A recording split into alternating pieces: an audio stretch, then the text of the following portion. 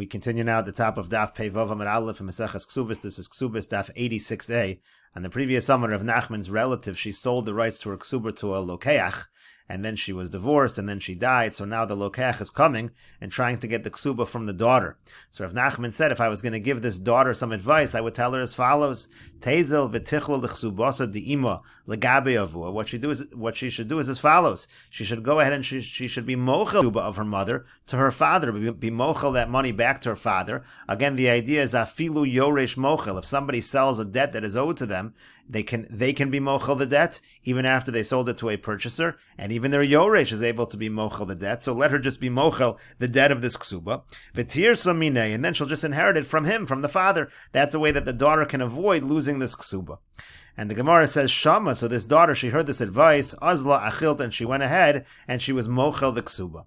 And the Gemara says, Amar Rav Nachman says, Asinu atzmenu ko'orchei hadayonin. Rav Nachman regretted what he did because he said, now I'm acting like a lawyer. We're supposed to be like judges, but now I'm like a lawyer advocating for her, giving her advice. That is not something that's appropriate. It's not appropriate for a judge to act as a lawyer for one side of the litigation. And the Gemara says, Meikara ma'asavar levasof ma'asavar. So originally when Rav Nachman gave her this advice, what was he thinking? And at the end, when he decided he shouldn't have given the advice, what was he thinking? And the Gemara explains, Meikara savar mi besorcha lo tisalim. Originally he thought, this is my flesh, this is my relative, I shouldn't hide, I should give advice. Ulevasov savar adam chashav shani. But at the end he said he's an important person, and therefore it is different in that situation. It should not look like he is favoring his relatives. And the Gemara continues at the two dots, Gufa, returning to what we quoted above. Amar Shmuel, says Shmuel, like we said before, if somebody sells a shtar chov to his friend, meaning to say he's supposed to collect the debt, and instead he sells the right to collect the debt to somebody else, then he goes ahead and he's mochel the debt. That actually works. Even his yoresh can be mochel the debt, and that can really mess up the person who has purchased this debt. And the Gemara says, Amar Rav Huna Breder Rav Yoshua. Rav Huna Breder Rav Yoshua says, V'pikeyachu. Now, if this person who purchased the debt, if he's a smart person, Mekarkesh le'zuze v'chasav le'shtara b'shmei, what he'll do is, he'll promise some money to the person who owes the money. He'll say, I'll give you some money, as Rashi over here says, Mekarkesh le'zuze le'lova, to the borrower who owes the money, he'll offer him some money, v'sochro behen lichtov lo shtarcho b'shmo, and basically convince him by giving him some money, hey, write me another note, write me another document, kodem sheyasu kanunya ben shneim, before the two of them go ahead and before they get into cahoots and the person who sold it ends up being mochel it. In order to avoid that, quickly make a new document, and that way that person who purchased the debt will be able to collect.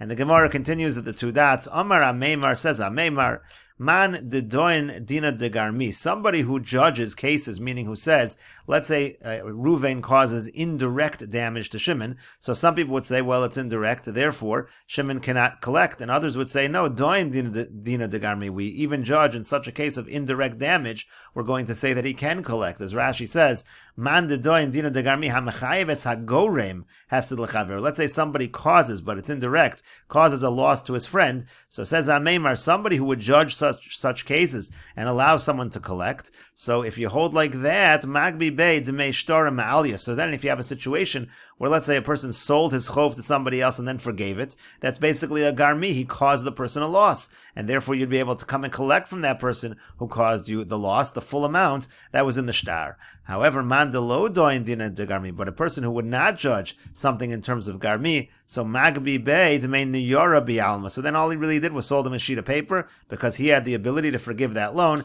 Therefore, all he owes him is the sheet of paper, which he already has. He's holding the shtar, but it's worth nothing else. And the Gemara says, Have uvda, there was a case like this. V'chafya Rafram, the Ravashi, and Rafram forced Ravashi v'agbi bei ki kashura letzalmi. And he said, yes, you can collect. In other words, meaning to say, you're allowed to collect in this case, even like the beams that are used for a sculpture, meaning to say you can collect the full amount. Rashi over here says, Uman de lo doin pluksayu b'baba kama. There's a machlokas about garmi and baba kama. Beperak Basra of Rabbi Meir Islay Dina de Garmi. Rabbi Meir is the one that holds of Garmi. Kiretanya Nisyai Shemena Velo Goja Hareza Kiddush V'chayev B'achrayuso Gabi Kilayim. There's a case of Garmi by Kilayim V'kayim Velon Kivasei, and that's what we hold. Magbi Bei Dmei Niyar Bi Alma. But if you don't hold Garmi, so you can only collect the value of the paper. Kilomar Omer Shalom Macher Lo Ela Niyar. The guy can say, look, I just sold you a piece of paper. Vareu Biotchan, you already have the paper. And then the Gemara said there was a case. Kafya Rafram Le Ravashi, and Rafram forced Ravashi Shabah Hadin Lifnei Ravashi. Ashi, meaning Rav Ashi was the judge in this case. And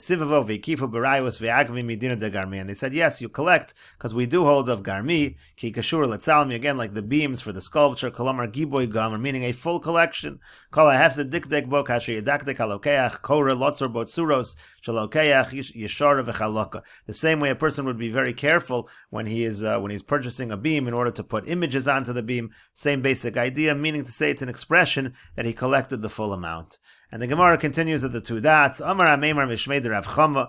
Ameimar said in the name of Rav Chama, Haiman di'iko alek ksubas ishu balchov. Let's say you have an individual, he has upon him, he owes the ksuba, and he also owes money to a creditor. V'isla yara v'isla izuze. Now this person who owes the money, he has land, he also has money. So what do you give to whom? Lebalchov misalkinan le bezuze. For the balchov, you give him the money. Leishan, for the wife, misalkinan la biara, you give her the land. Haikidine v'haikidine, each one according to the appropriate law, the thing that makes the most sense. Meaning to say, when it comes to the loan, so the money was lent, so money should be paid back. And when it comes to the ksubas isha, that's generally, there's a shibud, there's a lien on property. Rashi says, Haikidine zeh halova mos v'zu samcha al shibud akarka. You have exactly that. This guy, Hilvemos, this guy lent money, and the other one relied on the lien on the property. V'hilo noslaklum, she didn't give anything. So that's why, again, you give the malva his money, and you give her the land. And the Gemara continues, V'ilo ika lachad ara. Now let's say the person only has one piece of land, v'lo chazia lachad, and it's only able to be given to one of them. It can either be given to the wife, or it can be given to the balchov. So the Gemara says, lebalchov yavinan le, we give it to the balchov. Leisha lo yavinan le, we do not give it to the wife. My time, what's the reason? Because more than a man wants to get married, Isha wrote a woman wants to get married, she wants to get married anyway, you don't need to give her the ksuba. And Rashi over here points out, this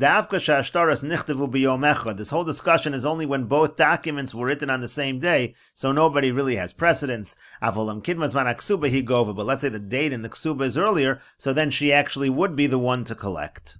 And the Gemara continues, Amar le Rav Papa le Rav Chama. Rav Papa said to Rav Chama, Vadai de Amrisu Mishmei de Rava. Is it true that which you said in the name of Rava? Haiman demaski bezuze, somebody who owes money. V'yisla yar, and he has land. V'yosa balchov v'katava minei, and so the balchov comes and is claiming the land from him. V'yamar le, and he says to him, Zil shkol meyar. He says, okay, I have some land, take from the land. Is it really true that Amrinan le, that we say to him, Zil zavinat v'yaisi havle, that you have to go and sell your land and you have to turn that into money and then give the malva the money directly? Is that really true? So Amar le lo, so he said to him, no, it's not true. We don't force the lova. The lova can just give the land, and the malva, if he wants money, he can turn the land into money by selling it.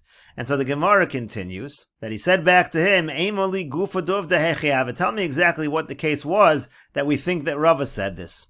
So Amar le, so he said to him, no, tolam la'osa bovad kochavim have. That particular case where Rava seemed to be forcing the lova to sell the land and get the money, that was where the lova really had money, and he was claiming that the money that he had, it actually belonged to a non-Jew. He was trying to get out of giving the money. So hu asa shalok hogan, he did something that was inappropriate. Lafika asubo shalok hogan. Therefore, we deal with him in a way that's not appropriate. Meaning, normally we wouldn't force someone to sell land and therefore and pay with money. But in this case, where the person didn't act appropriately, so we force him to do so.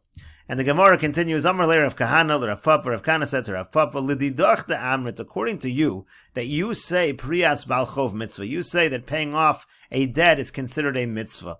Rashi over here says, Priyas Balchov mitzvah olav lefroachov, it's a mitzvah to pay a debt. Well, Yames Devarov, to be good on his word. Techsiv hein tzedek, shieh hein shel chot tzedek, v'lav shel chot tzedek. I mean, what you say, that you're true to your word, so you hold it's a mitzvah. So according to you, that a Priyas Balchov is a mitzvah, Amar, what if the person says, Lo nicholi di'avid mitzvah, I don't want to do the mitzvah, so then they don't have to pay back. What would be the halacha? Amar le said, Tim Tanina, we learned, Bamed Devarim amurim b'mitzvahs lo saseh. When is this true that there's a concept of malchus when a person violates a mitzvahs lo saseh? Avol b'mitzvahs aseh, but if a person violates a mitzvahs aseh, could go and she'omer lo aseh sukkah ve'eno osa. For example, they say to him to build a sukkah and he doesn't. Lulav ve'eno osa, they tell him to do the mitzvah of lulav, and he does not do it. And we'll continue with this discussion in the next video on Daf Pevav Amud Beis.